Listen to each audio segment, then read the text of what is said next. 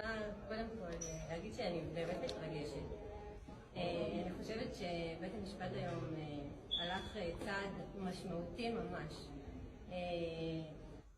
לעבר מתלוננים, מתלוננות, ילדים, באמת כאילו עושה צעד אדיר. ניסיון לרצח לא היה לי שום ספק שיש בתיק כזה, אבל הרשיע באמת בהחלטה מנומקת ומדהימה. אני רוצה להודות לשירה שחשפה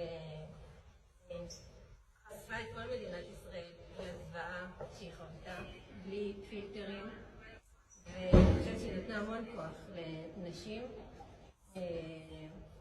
להתמודד עם מה שהן עוברות.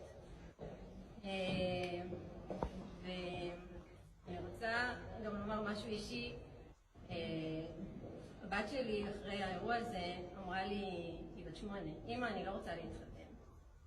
והיום בית משפט ענה לה שהמדינה ואני גם כאמא וגם כפרקליטה נעשה הכל כדי שיהיה לה את הרצון הזה.